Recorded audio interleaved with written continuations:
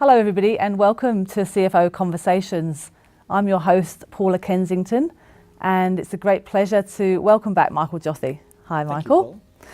So today we're going to talk about safe environments, and by that I don't mean workplace health and safety.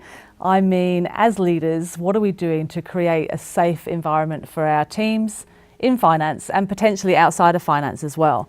And my greatest example in the last 3 or 4 years was I was moving into a new role that was overseeing the operations of a New South Wales team, and I had to lead 12 people that weren't finance people. So that was a challenge in itself. But the first thing I did was actually meet with each one of those people and understood what were their motivations, what were their drivers, what were their aspirations, even in 5 to 10 years, what were their aspirations, so that I could understand a bit more about them and they felt that sort of care factor. I think that's important.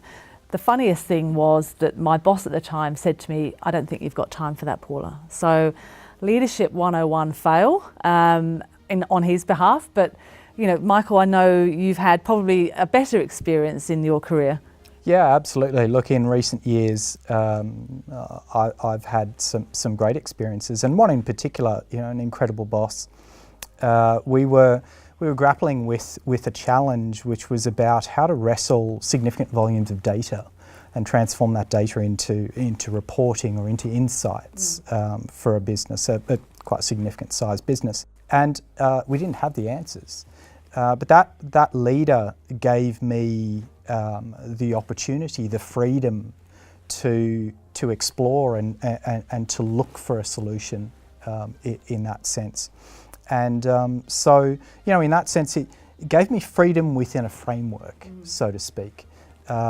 We knew the parameters we were working within, the problem we were facing, but allowed me to engage other functions, other people within the business, you know, cross-functionally, whether it be IT or sales or merchandising or finance, in a very open environment to try and tackle that challenge. And I think we know as leaders we get the best out of our people when we give them that safety.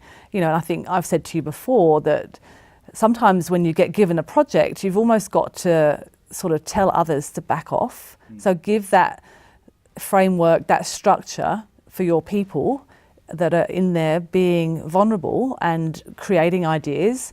You need to give them their ability and the framework to do that, but you need to tell other people to back off.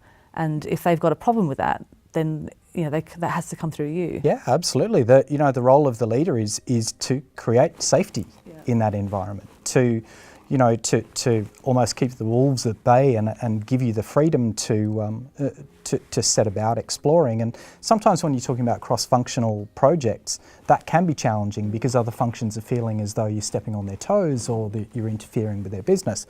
So, you know, great leaders really will engage with their counterparts perhaps at the head of those functions to sort of give some space or some freedom for everyone to be working in that space. Yeah.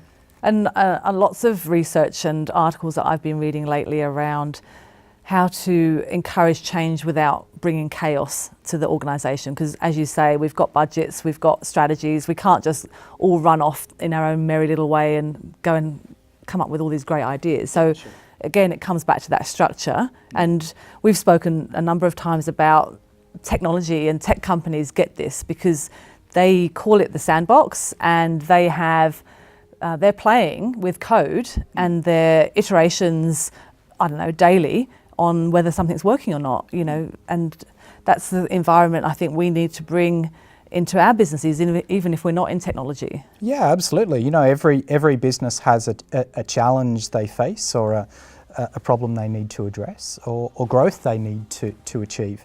And so it's about almost, in some cases, learning from some of those tech businesses and bringing some of that discipline, because there does need to be structure. It's entrepreneurial thinking and activity within a framework. And that framework may be, you know, routine check-ins. It may be that, you know, a specific time of the week is dedicated to this activity, and that we're doing, you know, feedback sessions to team, to leaders, etc. So yes, there does need to be that level of structure. But yeah, look, we can certainly learn from tech businesses in that respect. For sure. So if people out there watching us are worried about this or worried about being curious, you know, it's something we have to get better at. As technology keeps taking away the transactional nature of our businesses, we've got to get better at ideation, creation. So get out there and be curious yourself. Thanks, Michael. It's great. Thank you, Paula.